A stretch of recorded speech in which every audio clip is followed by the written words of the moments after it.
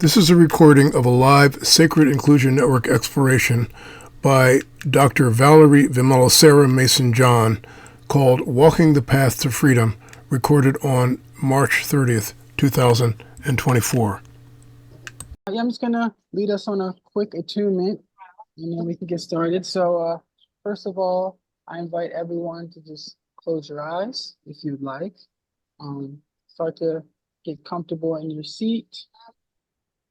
Feel your feet on the ground. Bring awareness to your feet. And feel your butt in your seat. Feel your back. And trying to sit up straight. Feel our neck, how our neck is carrying our head. Now, let's take a few moments to connect with your breath, whatever that looks like to you. Get acquainted with your breath.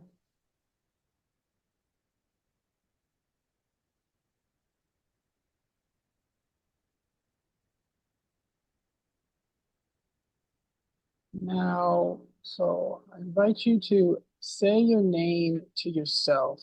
You can say it once, you can say it 3 times or 5 times. And as you say your name to yourself, call back your energy from wherever it might be. It might be still at your job, it might be with your spouse or your children. So as you internally say your name, bring your energy back into your body.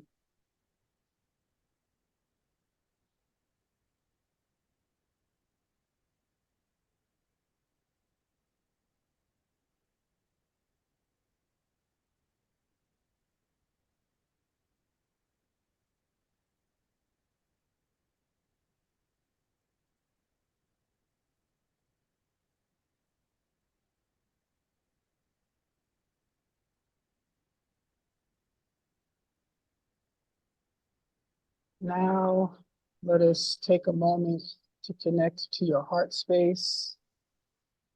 Connect to the heart. See how we are feeling. We can continue to call our name if we like.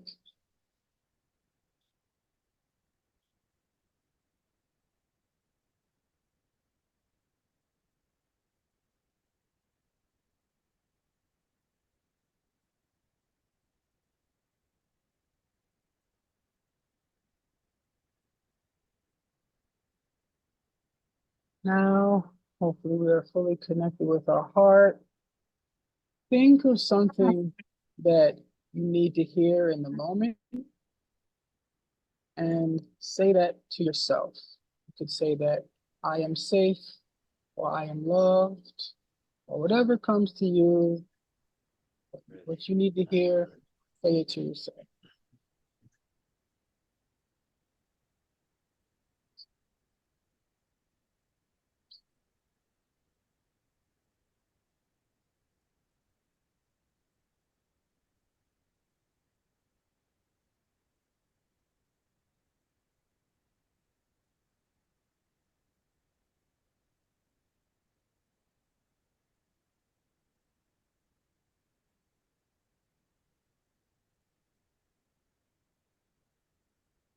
All right, let us return back to our breath.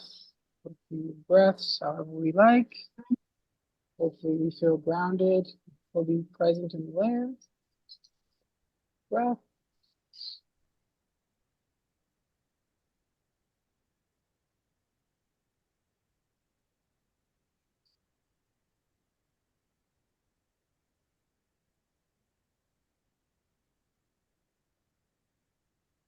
And when we are ready, we can slowly open our eyes. We can blink them open, and we can connect with the people on this call. And there we go. Welcome again. I'm just going to introduce our host and give most of it over to her, to them. And you probably read my propaganda about this remarkable person, but I want to say just a few more just to sort of honor the things that she's done. Um, I guess the thing I want to say most is that she's probably one of the leading practitioners of mindfulness of African descent, perhaps in the United States or maybe in the world. Um, she's written 10 books, one of which I have right here. It's called African Wisdom. And she's created with another person an alternative to the 12-step program for addiction. She's a mindfulness teacher, recovery coach, life coach, and a compassionate inquiry facilitator and practitioner. Welcome, Dr. Valerie Vimalasara Mason John. The floor is yours. Thank you. Welcome. Good morning. It's morning where I am at, and lovely to see all of you. And just to say that I have a new book coming out in May called A First Aid Kit for the Mind.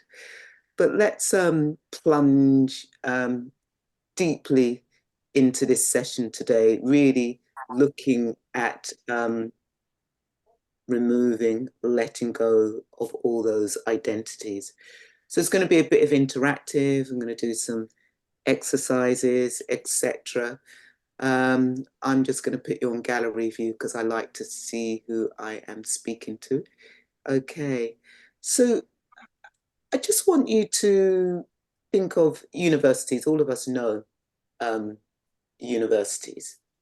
If we were to point to university, where the university is, what would we be pointing to? If we were saying, saying to a child, a 5-year-old child, university and what's university? And what would you point to let that child know what university is? What would you point to? It's a question. Good. Angela says to the mind, what would people point to? Okay. It's interesting, isn't it? Because actually, what do we point to? Because a university is a bunch of buildings, isn't it? It's a bunch of buildings. It's a bunch of people milling around thinking that they're smart, that they're clever, actually. But actually, and we say this is a university. This is a university. But what are we actually saying this is university? So if we come back to like if you are pointing, if you were pointing to Vimalasara, where is Vimalasara right now? Where is Vimalasara right now? What are you pointing to, Ian? I'm pointing to my computer screen and to you. Is it And really you, you're pointing to the computer screen? So just again, if you think of it, this we've got these limbs, we've got this blood, we've got these guts, we've got these thoughts, we've got these memories, and yet we solidify this and make this is me, this is mine, this is I. And actually, if we think of the Buddhist teachings, it's very clearly that the prince, at the moment that he became awake, actually said that these labels that identify me as a god, as an asura, as a human, as a man, has been destroyed by me. Okay, and actually, his favorite, one of his favorite aphorisms is, "This is not me. This is not mine. This is not I." And actually, if you think about it, we're just energy, okay? But we have become solid. We are lumps of energy, okay? That's all we are, lumps of energy. Yes, there are cells, and inside the cells there's DNA, and inside the DNA there are these protons, and inside the protons is space. We're just space, okay? And this is what we're really going to begin to explore. So I just and this work is supposed to throw you around a bit. There's one of the things that Adyashanti says: once you think you've got it, you've lost it. Okay, so this work isn't about being comfortable, but actually it is about having freedom, because we are so attached to identities. And in this short time together, I really want to see if we can begin to loosen some of these identities. So this is something that we do. We're going to go into just a little reflective exercise, and I just want you to raise your hands and just bring it down so that you really have the sense of arriving onto your seat. So and just down. Okay.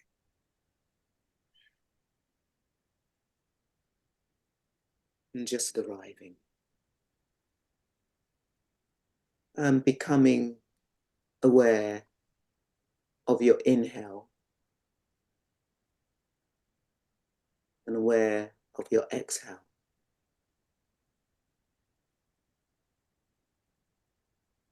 And I really want you to see if you can let go of doing the breathing and let the body breathe you. Really see if you can let go of the breathing and let the body breathe you. Because if we had control of breathing, we'd never die. Okay? So really see if you can enter into that space of allowing the body to breathe you.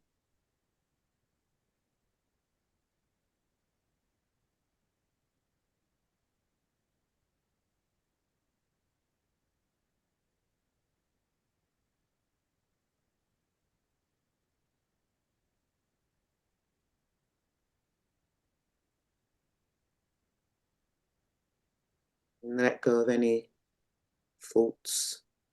Thoughts will arise. It's what the mind loves to do.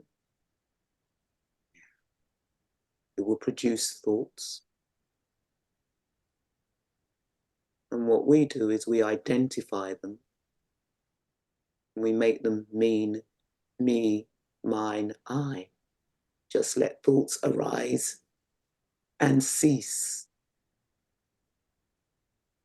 And again, really see if you can have the sense of the body breathing you rather than you doing the breathing.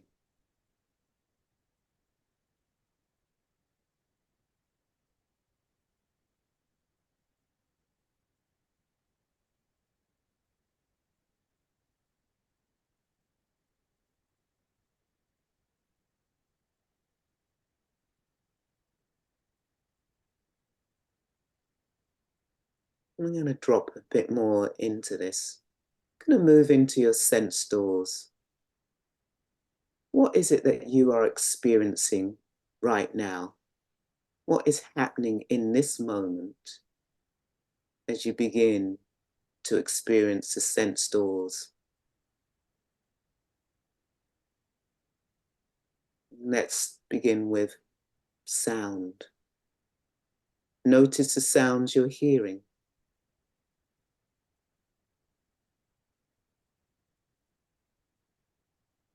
And notice the habitual thoughts of, I hear that, or I can hear.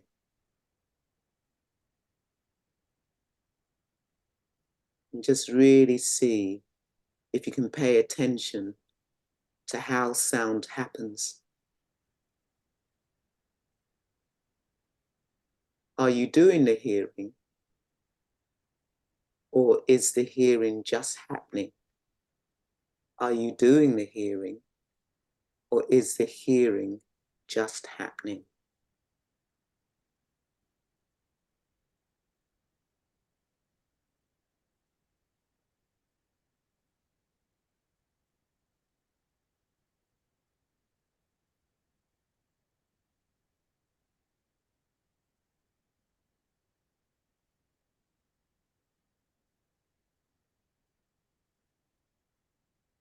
Notice the thinking mind wanting to try and take control, thinking it is in control, and just coming back to Are you really doing the hearing, or is hearing just happening?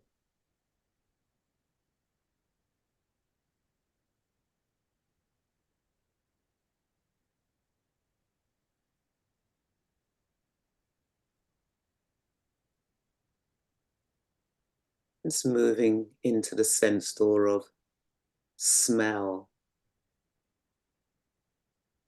Just notice smell.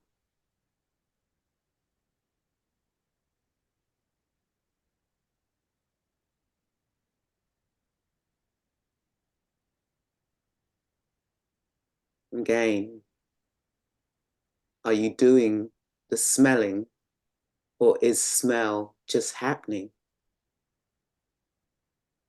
Some of you may be really straining to smell something. Smell is always there. Some of you are most probably wanting to do the smell because you're thinking, I can't smell anything at the moment. So just relax. And again, are you doing the smelling, or is smell just happening?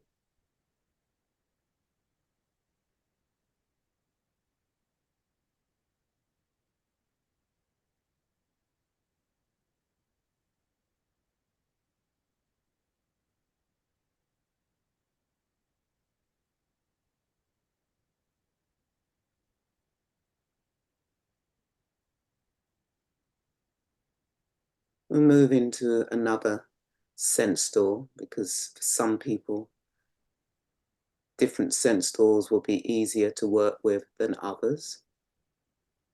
Let's move into taste. What can you taste right now? Is it the coffee? Is it the breakfast or lunch you've just had? Is it toothpaste? What is it that you can taste right now? And are you doing the tasting, or is taste just happening?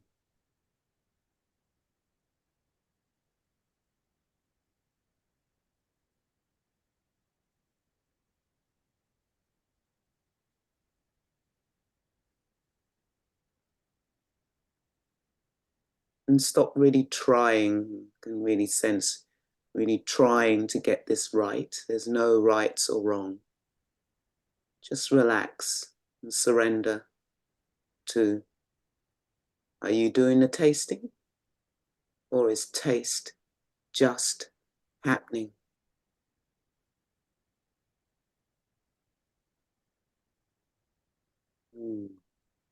Just like breathing is just happening.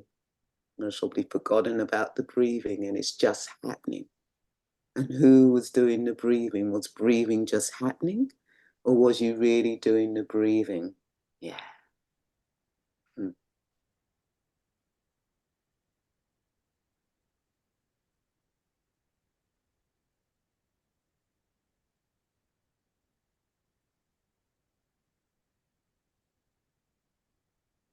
It's moving into the sense door of touch. Really experiencing touch right now, the touch of your clothing, touch of your hands upon the body, the touch of your hair upon the face, the touch of your beard upon the face,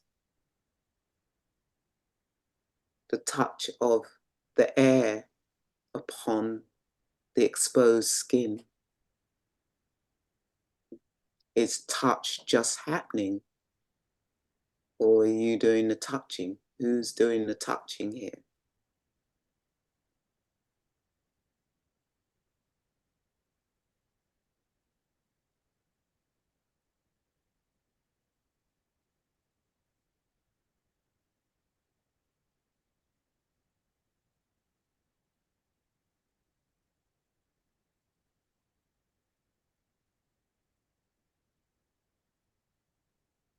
I'm going to invite you to open your eyes, or if you want to keep your eyes closed, you can do. And just notice seeing. Is there any separation between you and what you're seeing? And is seeing just happening, or are you doing the seeing?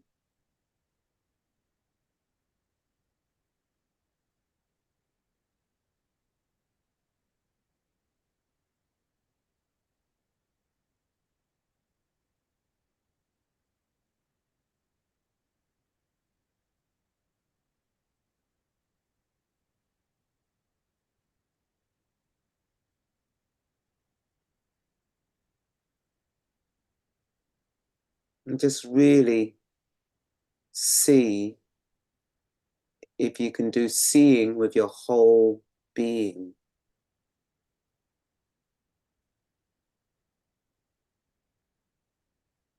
And just know that the slightest thought will stop the flow of seeing.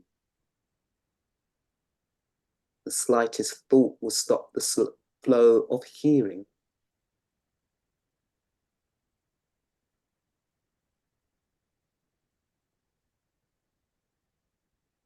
In the seen, only the seen. In the heard, only the heard.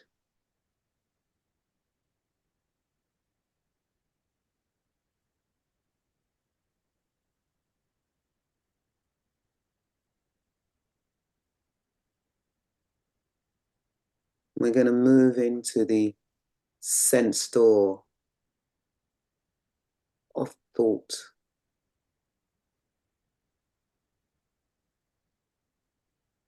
So just relax. Let go of everything that we've just been doing and just come into the moment of now. No thought or feeling happens outside of awareness.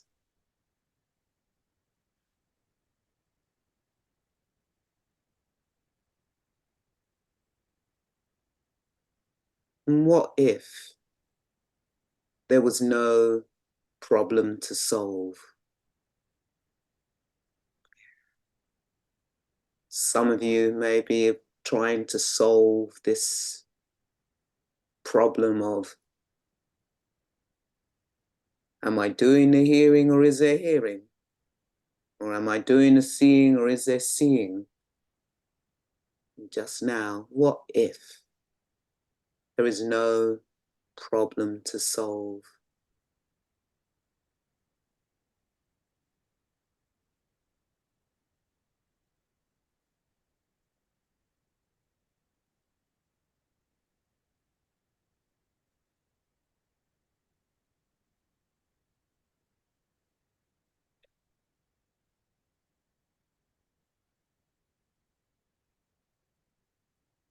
Is there a thinker or is thought just happening?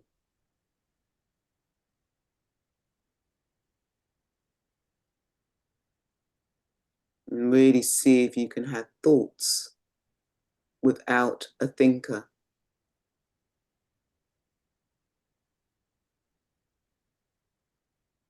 And really see if you can have thoughts without a thinker.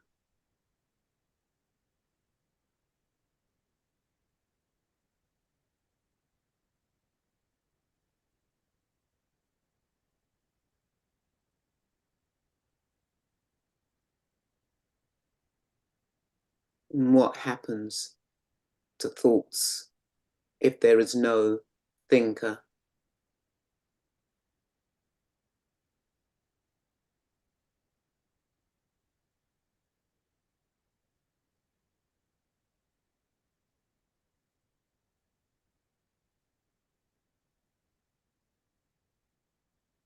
And what's here now if there is no thought? What's here now if there is no thought?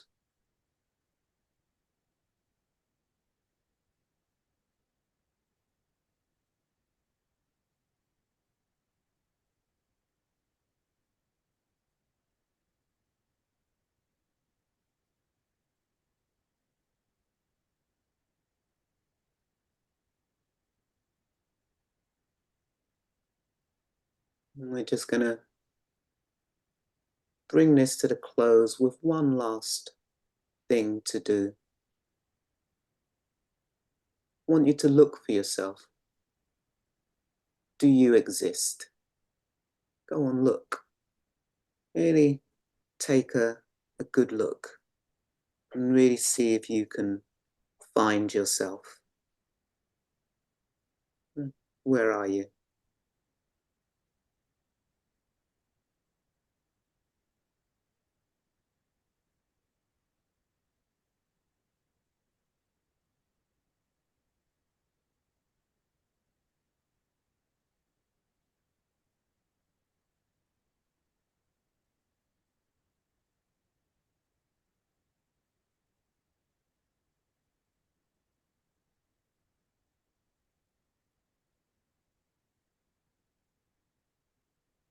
Have you found yourself? Where are you?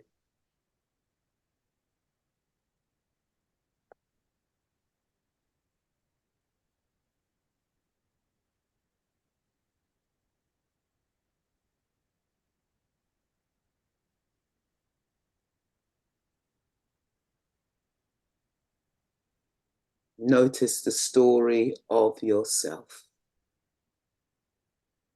because that's most probably all you're finding is the story of who you are.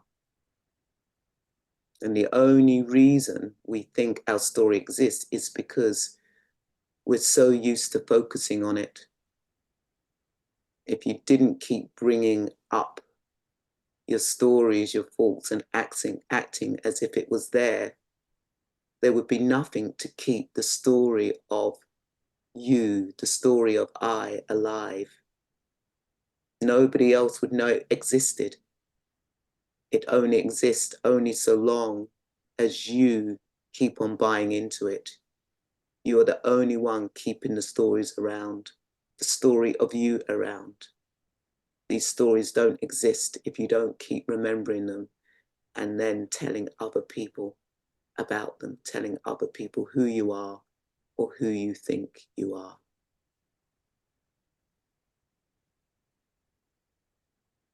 And take a conscious breath in. Sometimes we do take that conscious breath in, conscious breath out, or I should say a conscious inhale in and a conscious inhale out.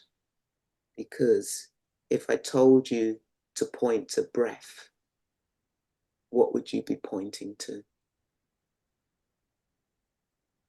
There is no breath.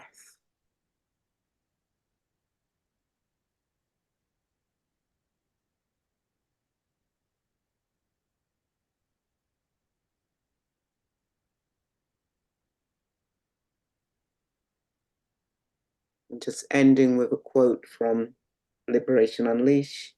It's an illusion that there is you, that is living your life. There's just life and the movement of life. Okay, let's all come back into the Zoom room and let's hear from you before we do our next exercise.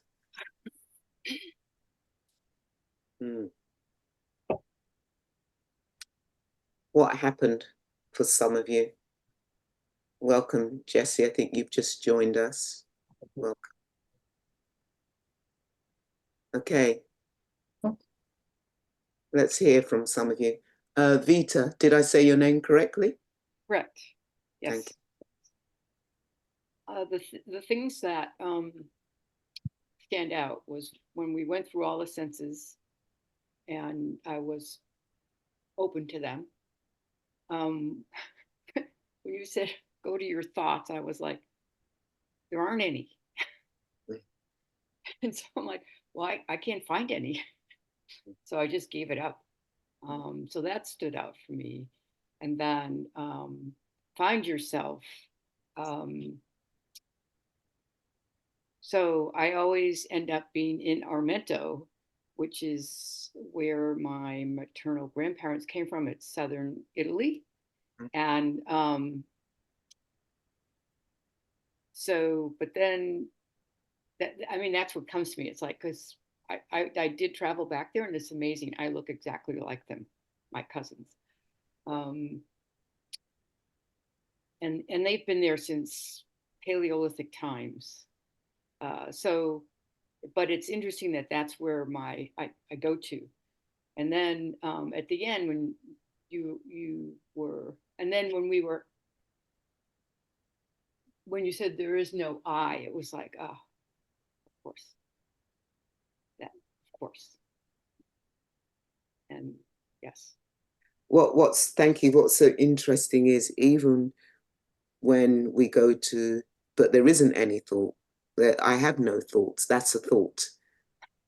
Yeah. So again, this thing mind can get in. So it's like, this thing of what's the ego? Sometimes that ego, the energy gone overboard, the ego, it's like, oh, have no thought, there is no thought. But actually there are some thoughts. And how can we begin to let go of that? Yeah. Uh-huh. Yeah. Yeah. Thank you. Thank you. Yeah. Somebody else who would like to say what happened for them, if it irritated them, what was going on for people, including those of you who got your screen off as well.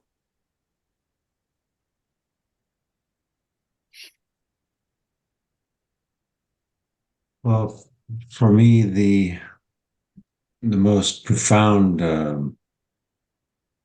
learning experience for me is when at the end you said, well, who are we without any of our story?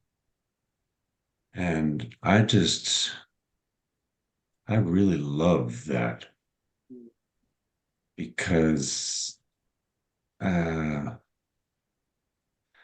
when I was first asked that, I've forgotten her name. Somebody remembers, an older white woman who had her own crisis and her own learning. I've forgotten, but nevertheless, when she said, all right, your stories are very important and very valuable about how you got here and who you are and what you do. And so she wasn't shaming it. She just said, now, where are you without your story at all? And wow. I mean, the best news for me and everyone around me was I couldn't even say a word. It's like, and for the first time in my life, I felt, and I can therefore now choose to do that again, as if I'm sitting with every single one of you alone, one-on-one, on a Zoom screen or in person, and we just say nothing. And even saying nothing enables us to, many of us have done this experience too. We end up smiling. We see or feel or hear something about the other. We smile or we cry or we laugh or we're just quiet. And yet we experience a lot about the other. And that is so enriching and so authentic before we even get into any knowledge of each other's story. Thank you. I really like being reminded of that. Thank you. Yeah. Sense some freedom in that. Thank you. Joseph, what went on for you? Joseph.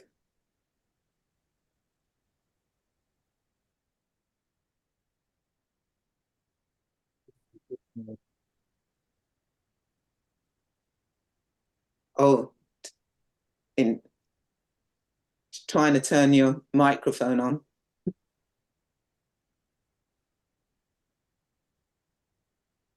Oh, hi, can y'all hear me? Yeah, I can hear you. Yeah.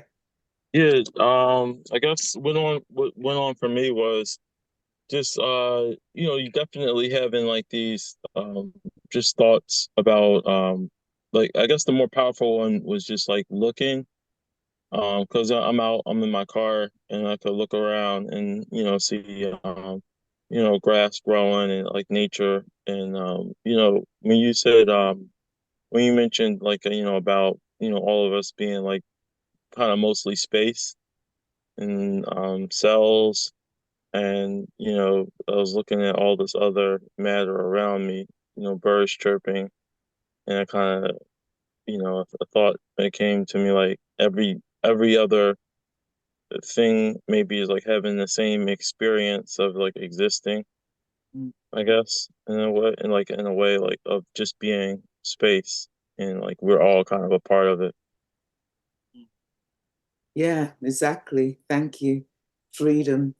All right, just for time, we're going to move into another exercise. And just again, I think part of the propaganda, as as Angelo said, the propaganda that he sent out, this thing of letting go of identities. And I think just to remind you, part of that, those direct pointing was, are we doing the hearing, or is hearing just happening? And so it's an identity, isn't it, that we think we're doing the hearing. Again, are we doing the seeing, or is seeing just happening? It's an identity thinking, I see that, I'm doing the seeing, or, is thought just happening, or am I doing the thinking, is an identity. So really, I want to look at identities more explicitly. So either you can type on your computer or on your phone, or you've got a piece of paper, whatever. Oh, hold on, something's gone into the chat, which I could read. I've not experienced a meditation such as this before, and it reminded me just to be, and I was able to let go of any stuff. Fantastic, Pratibha. Thank you for saying that. This is hopefully we, doing this work, we get a glimpse of freedom. Even myself, even doing this while I'm doing this, I get a sense of freedom. There was a moment when it was like, I'm not doing really clearly see, I'm not doing the breathing. And the body is just doing the breathing. So I want you to write down five of your identities.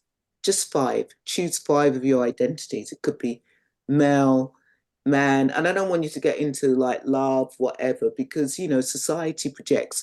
So when I look on the screen, society will project white male, black male, tall, it was that, and also if you're a parent, those are some of the identities we have, brother, sister, or the job that you do.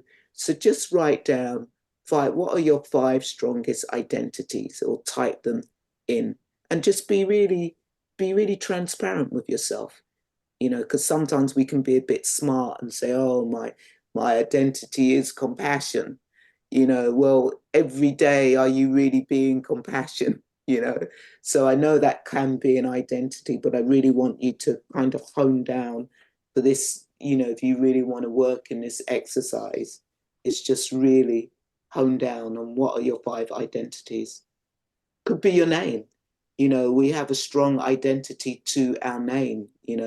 I have several names, and people always say, oh, what name should we call you? I just say, okay, whatever comes to you now. Once upon a time, it was like, you need to really call me by my new Buddhist name, or you really need to call me by the chosen name that I had, or whatever. Also, gender. Gender, can be a really strong identity. So really think about, what are these five identities that you have? Okay. And when you got them, actually, it'd be really good if you could put them into the chat. Put your five identities into the chat, each of you. It'd be really good.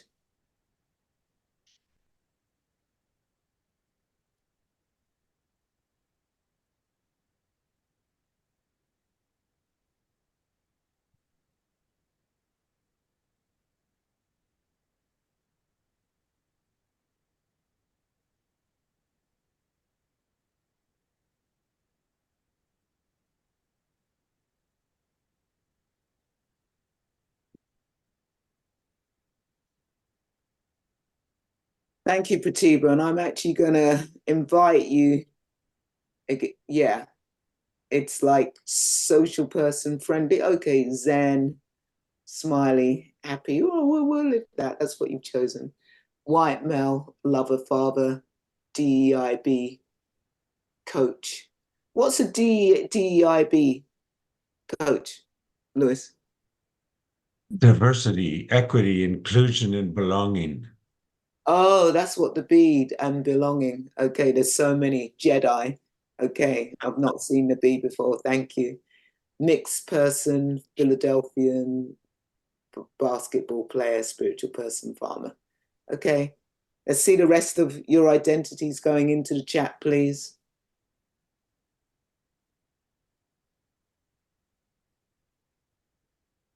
Brother, son, employee, creator, loss. This is great. Yeah. We never really talk about this, you know, what are the identities that we're carrying and we want, you know, what we want people to see. So Bill, let's see your identities. Jesse, can you type your identities in? Vita, can you type your identities into the chat, please? I did. Vita did. Oh yeah, you did. Yes. Oh yeah, God, it's gone up. Sorry. Mary, I know you're off screen. Can we see yours, please? Thank you. Avery, can you put yours in? I know you're off screen, but I just assume that you're still participating with us.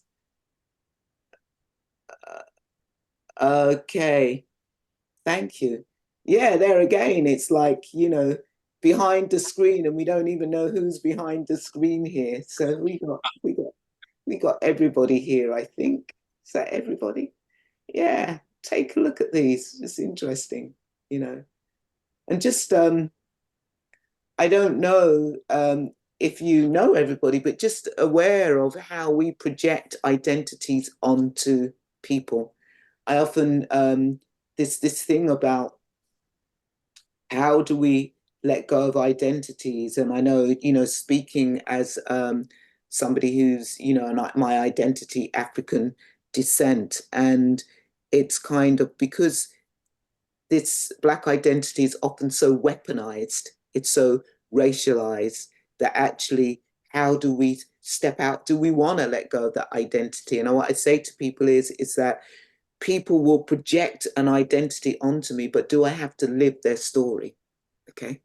Do we have to live their story? Like, the police will project an identity onto me, and do I have to live their story? And I really do believe that actually, definitely, you know, if I more and more of these mindfulness teachings could go to my community, into my Black community, that it would begin to save lives. Okay. Because it's so, this polarization, you know, you have two people, and you step into these identities, and something happens, and how we can begin to step out of the identities. Yeah. So these identities are really strong, and they can feel really fixed. So I'm going to ask you to put into the chat again. I want you, out of those 5, choose the 2 most important to you. So in the chat again, what are the 2 most important identities that you have actually written down? What are the most important ones out of those 2?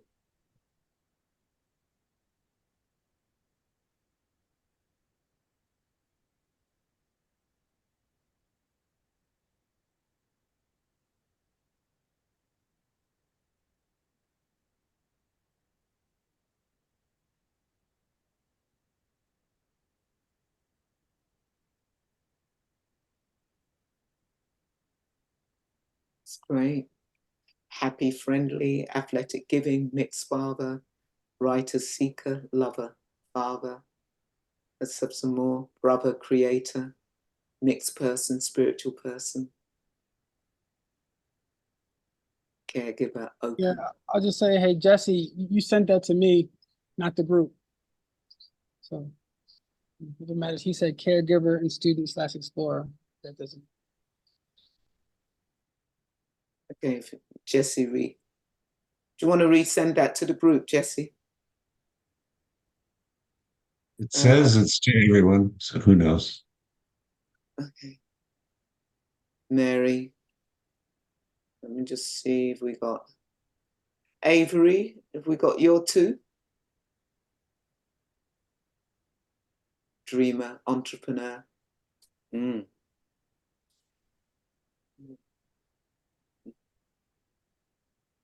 Is that everybody? Take a moment to reflect on the two that you chose. Take a moment to reflect on that. These Both two. of mine went through, right? Pardon? Did both of mine come through? Jessie, I'll put them in. What were they, Jessie?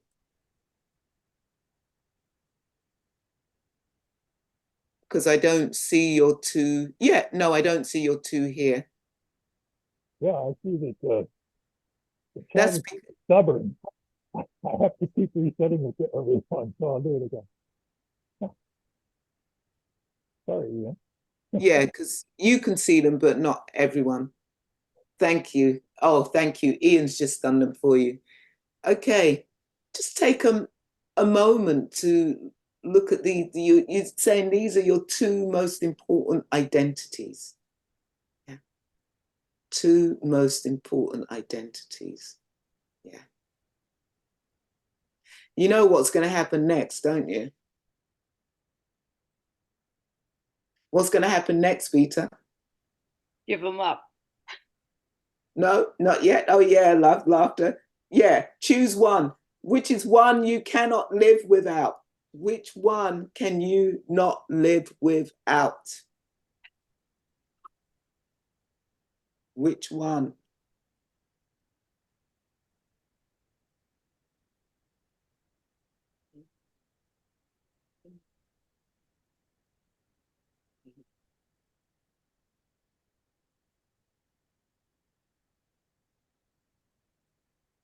See, happiness, love.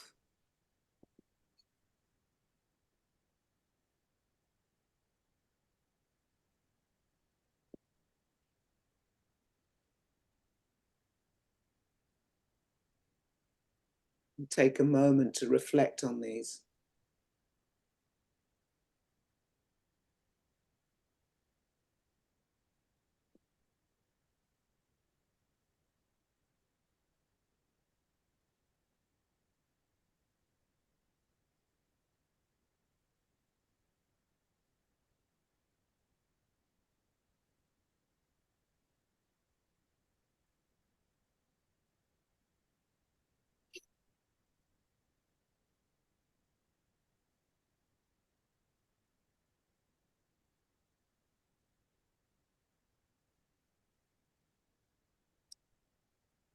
All right.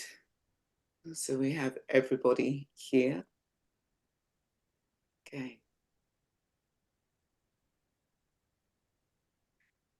Vita, Yes. athleticism. Tell me about that. This is your strongest identity. Tell me about that.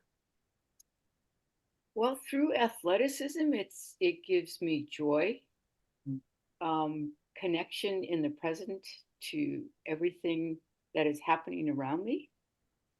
If I'm on a team, I am joyfully giving to others and sending love by teaching and getting back from them. I love the movement of my body. And there are times when I am involved in a physical activity like cycling or bowling or water volleyball, where I am not me and I am just doing. And all of a sudden I'm like, oh, did I just bunny hop that great? And I'm like, oh, yeah, I did that. Or did I just dive for that ball underwater and get it? Oh, yeah. But I didn't do it. I did not do it. Or, it's like, did I just pass that ball on to this young child? I did. And we're both smiling. So there's no me. So I really hear that you have a sense of non-self during that. What I also hear, there's a real strong attachment to athleticism. And in a way, we talk about being temporarily abled. What's going to happen when that, because there's a real strong attachment to this. well, the interesting part is in my plan for death is that if I don't have my agency, I feel my life is not worth living.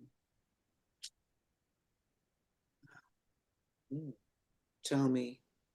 Well, so how does that manifest? Well, if I were to have a stroke or a heart attack, or if I were to have somehow go flying off my bike and had a bad accident, I would just go to either do not resuscitate me, that is my life, I'm done. Or I would go to VSED, which is voluntary stopping eating and drinking. And that's fine for me.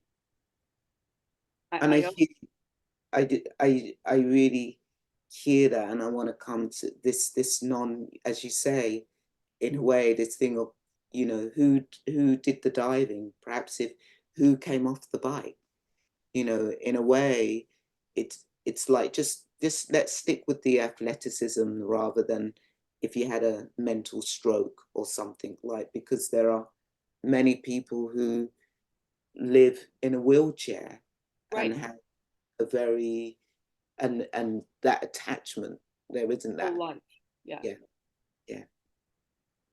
So I'm just wondering if you can see how an attachment to an identity can bring about some suffering as well as some freedom. Yes. Need to really look at that. Yeah. Right. Yeah. And I get it, there's nothing wrong. I totally get it. It's like, this often, isn't it? It's interesting, actually. Lots of people will say, oh, dying, whatever, and actually don't actually think about what can happen in between now and dying. And we might lose that athleticism, I mean, even just not even on a gross level, because that's a gross level being flung off. But actually, with aging, what will that athleticism look like? Yeah. So there's a sense of craving. Yeah. Wondering if just that sense of craving. What's going on for you right now?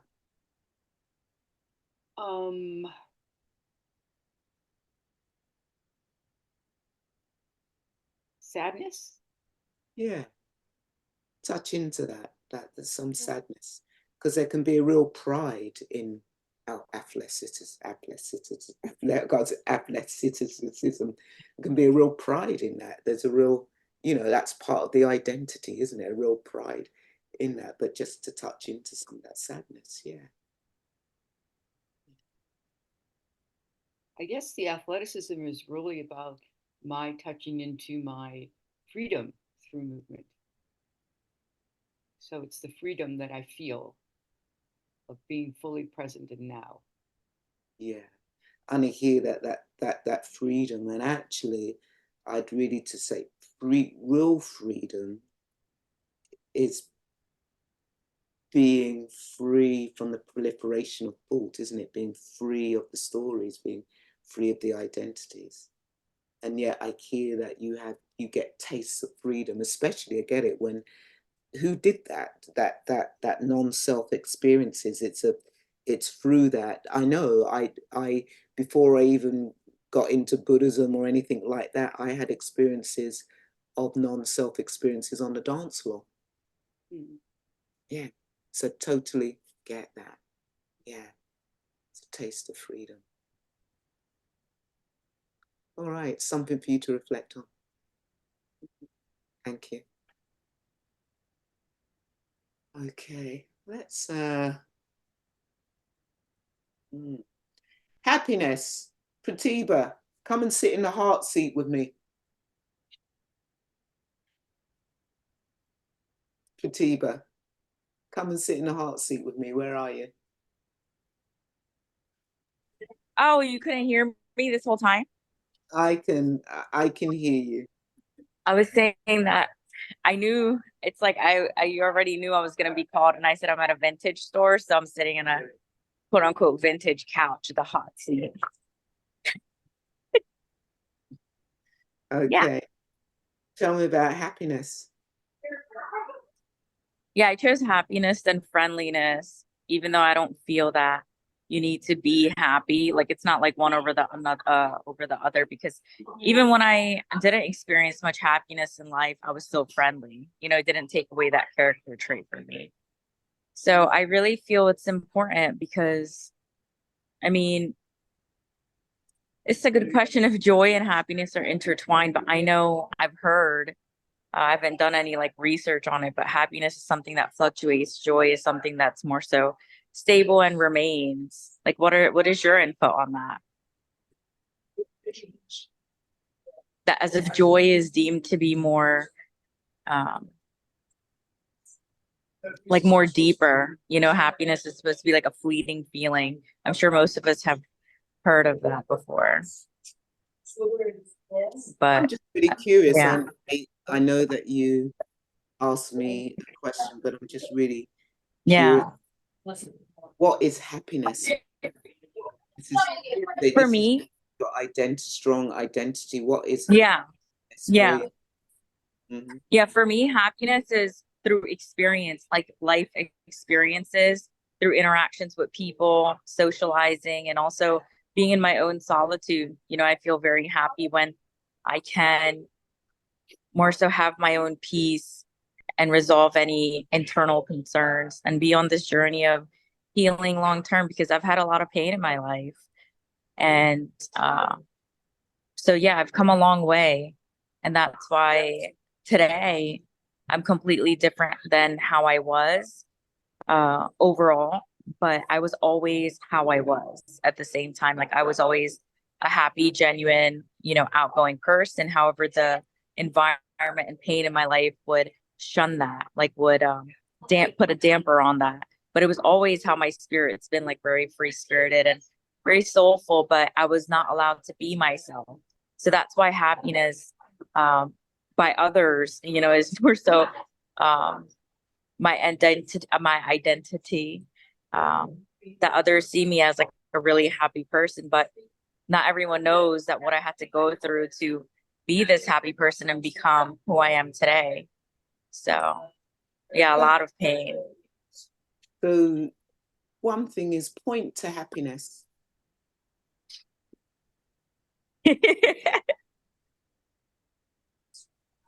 I can't see it. Point to happiness.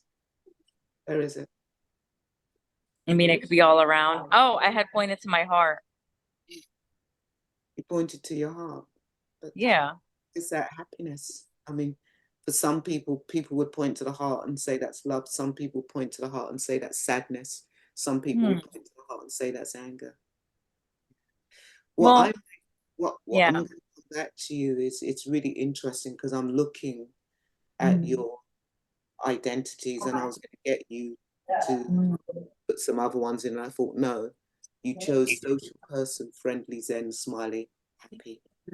And I would suggest that there's some spiritual bypassing. And what's wrong with actually having some pain or sadness? Why? What's wrong with that? I really would suggest. Wait, do you mean that why didn't I? So when I named those identities, it was the identities more so the world has, you know, how I'm known as. So that's why those came to me quickly. It's whatever came to me first, like without thinking about it. But of course, so that's what you're known as. That's what people get onto you. Yeah. Who are you? Me. Very deep, very spiritual, very quiet. Yeah, yeah, I smile a lot, and I really like to have an understanding of the meaning of the things that, you know, I've experienced in life. And then when I don't, I don't know, it's like an unraveling over time. What do you get from people when people project and say Pratibha is smiley, friendly, zen, happy? What do you get from that? What do you gain from that? This is really interesting. Well, it's not that they're wrong, because it's not where I'm pretending, but as of lately, I'm very expressive about how I feel. Like I even mentioned, there's a lot of pain. I've been through pain, so it's not where I'm hiding anything. So when people mention they always see me as bubbly or outgoing or social and these things, I also let them know that, well, I wasn't always this way, or that there's other sides I'm to going to that. bring you back. I want you to answer the question. Uh-huh. What do you get from people saying you're happy, smiley, friendly, zen? What do you get? What does that make you feel? People think that, oh, Pratibha's a happy, smiley. Yeah. Honestly, okay, I'm gonna pause for answering this. Well, it makes me feel seen, and it makes me feel, yeah, it makes me feel seen, you know, for how I really want to live this life, how others didn't see me on those who treated me badly. So it makes me seen. So thank you for that transparency. So I'm Yeah. really, there's an importance for you to be seen, because at some point people didn't see you in the way Yes. you were treated badly, and that can create an identity. And what I mean is that you've had a lot of pain and you've done all that, and it's like now that you have this happiness, and this has become a strong identity. Yeah. Because I feel honestly, every child should be loved and seen, and otherwise people shouldn't be brought into this world. You know, if they're not able to have a happy, fulfilling, comfortable life. And even if that is ego, it's like, I deserve that. Everybody deserves to be seen, you know? So are you hearing that and that you wasn't loved in the way that you needed to be loved? Yeah. And actually your friends who see you as social, friendly, zen and smiley, this is where you get your love, the love that you didn't have. Yes, it's true. And this is something I'm aware of. I always ask myself questions, you know? Yeah, it's true. And so I'm just wondering, and again, this is why we're here. One of the only way we can begin to let go of those identities, really, if we can begin to love ourselves. And so I'm wondering, you know, and this is for you to reflect, move on to somebody else's. Your journey is to learn to love yourself fully, Yes. not to be dependent on Mhm. people projecting social friendly zen, and for that to become your identity first, to really learn to love yourself. And it's great. I think it's absolutely wonderful that you've got to a place where people can love you, because again, this is really important. In, you know, there's a quote that says, to study the Buddha way is to study the self. So, to study the self is to let go of the self. To study the self, we have to learn, become aware of the pain we have, and we have to learn to love the self before we can even let go of the self. And it's not enough for just other people to do that for us. So again, I would say that your medicine for now is learning to love yourself fully. And then it doesn't matter what people think of you. Okay. Thank you. All right. Okay.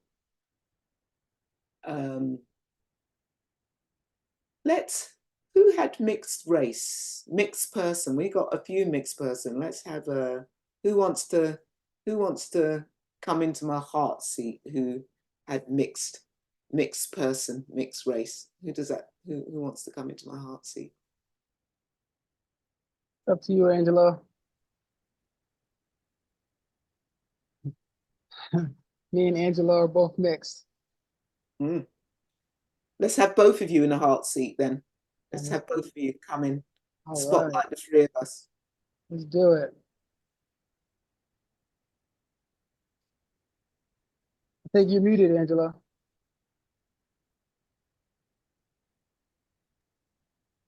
Okay. tell me about this identity. Why is it so important to you? For me, I don't like being fixed. Mm.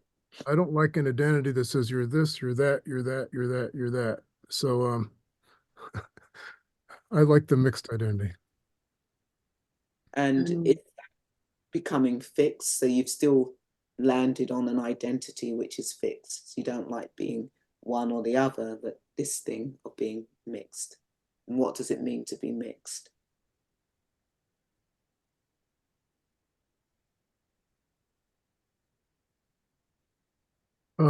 For me, it means being universal.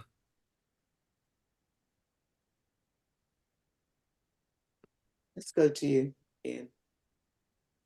For me, it's like the backbone of my existence, really. I think growing up half black, half white in, you know, a neighborhood, or being able to experience, I always say I would play basketball in maybe a bad neighborhood in Philly, not be able to talk with the black people, or I could play baseball in the suburbs, not be able to talk. So it's just being like almost a chameleon, being, being able to feel comfortable interacting with anybody at a young age. It kind of was the backbone for who I am and who I became. Which part of you is half? Which half of you is black and which half of you is white? My father, he's black, and I did the DNA, and his ancestors are from Nigeria, Yoruba, and my mother is Sicilian, also. It's so interesting when I was asking which half of you is black and which half of you is white, and then you told me your parents, and I wasn't. I'm asking about you. Oh, wow! Oh, yeah. I've never ever had that question asked. That's crazy. What's happening? Oh, yeah, that's a good question. The top half is white and the down half black. No. I mean, it's so interesting, this mix, because I know, it's like, because, you could be mixed, have one German parent and one English parent, but yet this mixed identity has almost become, having one black parent and one white skinned parent has almost become this label, this mix. And I think it's really interesting that actually, your story, Ian, because am I mixed? I grew up with white people. I can be a chameleon. I can be with black people. I can be white people. Am I mixed? Can I say I'm mixed? So where is mixed? Yeah. I mean, the word that came to me was infinite. It's like you said, it's a story. I don't. And there's nothing wrong. What I want to say is, of course, I'm not saying that you should start beginning to don the identity of mixed, okay? Because we have to be out there in the world, and things happen out there in the world. Just like you could be mixed, but actually also society can also project black male onto you. Don't see mixed, okay? So it's not always all the time that people are seeing mixed or whatever. So we have to be in the world and we have to exist, but to be aware of the story. Yeah. Because the story can get in the way and can create the suffering. That's all. So I'm not saying you shouldn't have these identities. It's just to be aware, because it's interesting mix, but actually you could be walking on the street, policemen just see black male. They ain't thinking mixed. They just see black. Yeah. I have to say, it's so interesting you talk about other people projecting, because, there was a point in my childhood where I was walking down the street in certain neighborhoods, I was Puerto Rican and Yeah. people were speaking Spanish. And then now I have this beard, and when I ask people where I live in Ecuador, I've asked certain people, what do they think? And people say Afganistino or Pakistano. So, people think I'm Arab too. So it's like, Exactly. Yeah. I remember traveling, when I went traveling with my best friend who had a Jamaican parent and a English parent. Everywhere we went, she came from that country. I could only come from Africa or America. People didn't believe that I was in England. So it's interesting what people project onto you. Yeah. So again, these identities, not even though we can choose the identity mix, how it still is an identity and it still is fixing us. Yeah. All right. I just have to say thank you so much for this. This is getting goosebumps, very powerful. Thank you. Let's go back into gallery. Any questions or reflections? And also those of you, I know whose your camera's off, any final questions or reflections? I have a quick question. Mm-hmm. Oh, just so. Yeah, it's for Tiva. You mentioned to me the spiritual bypass. So will you elaborate on that a bit more so I can understand better, please? Yeah, spiritual bypassing. So it's really interesting actually when we think of the Buddhist teachings and we think of the Prince's awakening. And I always refer to the Prince because actually the word Buddha means awake. But what we know is that the Prince didn't vow to find enlightenment. Okay, which I think is really interesting. The Prince didn't vow to find enlightenment. The Prince vowed to find an end of suffering. And I think this is so interesting because actually there are many of us who are seeking happiness. Okay, Pradeep, just like you, we're seeking happiness, we want happiness, and of course we want happiness, of course we're seeking that. But in seeking that, we bypass the work that we need to be doing.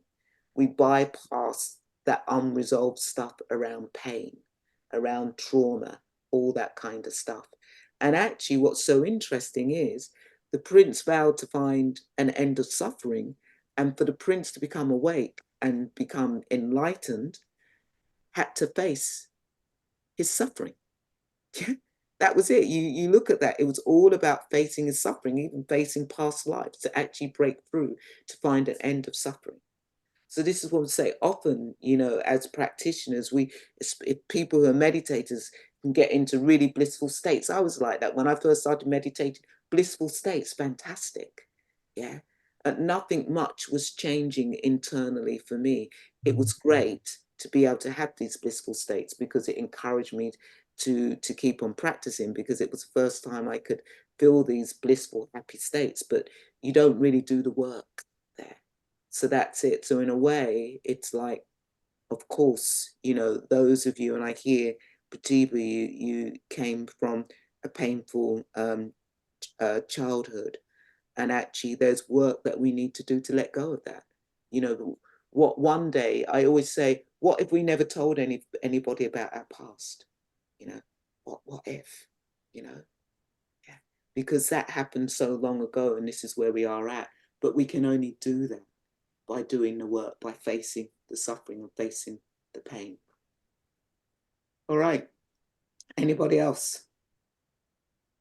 Angela, your microphone's on.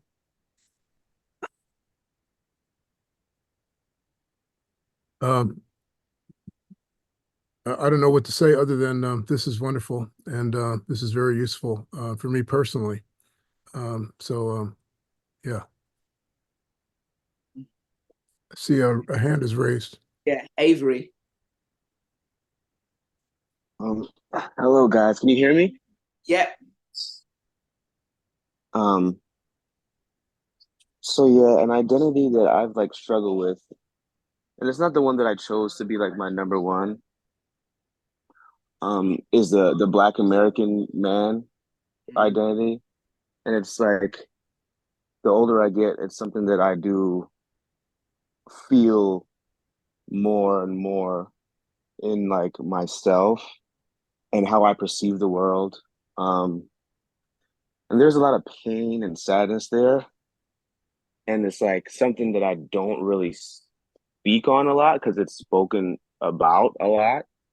And I kind of try to just like brush it aside and like keep moving. But I definitely don't have control over how it makes me feel in the world. And it's probably going to be the hardest identity for me to kind of like move past or move through freely, you know? Yeah, thank you for that, Avery, for actually bringing that into the space. There's a couple of things. I don't know, there's an app called Liberate, which is an app for BIPOC people. And on there, I have a meditation for the brothers. And I really want you to go onto it and find that meditation. It's for the brothers, okay? So, and the reason why I'm saying that is that I totally, with you saying, I totally get it. I mean, I totally get it. And what I would say to you is that actually part of the work is learning to love this Black American person. Yeah, is really learning to love, because there's so many messages, so many fear messages around Black or African American men. Yeah. And how do you learn to love? So really, it's a real practice, I would say, a real practice of doing metta and really learning to love and come into relationship with who you are. That is the first, that is the first thing, and that is fundamental, you know, to work with any of these identities, to be able to feel free so that we don't feel trapped or stifled by these identities, is really learning to love. Yeah.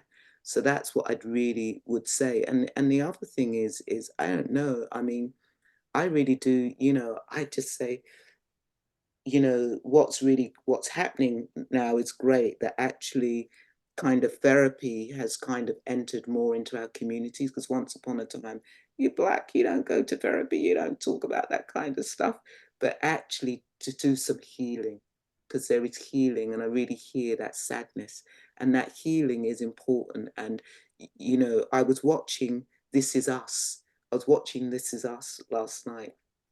It's a series, and actually the Black male had tears, and I thought, oh, how often do you see Black men having tears on the screen, and just how powerful it was for this Black male to have tears. So there's a whole load of healing. So what I want to say is that this is a normal response to abnormal stuff that's happening in the world around Black men in the world and in the West. Yeah. And so what I really want to honor and recognize what you say. And actually it's the healing. So really do check out Liberate, check out that meditation, the brothers, and really think about how you're going to do some of that healing. One of the ways is there's a practice called metta, the practice of loving kindness, but also just doing some one-on-one work with somebody, you know, doing some one-on-one work, you know. There are lots of I mean, I know some Black male therapists who are very good, you know, or you might want to go to a Black female, or you might want to go to white, I don't know, but you know, there are people out there to do the work. You're ready to do the work. The fact that you're here and part of this configuration, you're doing the work, and it's a journey. It's a journey. Yeah, thank you. All right. Before you leave, uh, I just want to quickly say that wrap it up. One is thank you so much for being here. Two, to everybody here, I'm gonna Vimalasara she said she has 10 books. So don't be shy. Purchase some books. She has a TED Talk on YouTube. She has a YouTube channel. She has an app, and we're all in the follow-up email. All of that will be laid out. And also, you know, we have a small but tight-knit community. So in the future, if any workshops or anything that you're doing, feel free to tell Angelo, and you know, we would love to be a part of that, or I would love to be a part of that. Let me know. So definitely stay in contact. And when she leaves, to everyone here, I would just like to do a brief talk about sacred inclusion and what we have in the future. So she has to leave, but I would like everyone to stay if you can. And other than that, thank you so much. This was so powerful. Amazing, really. And thank you, Angelo, for inviting me into your community. It's great that you make space for something like this. So thank you, Angelo. Bye.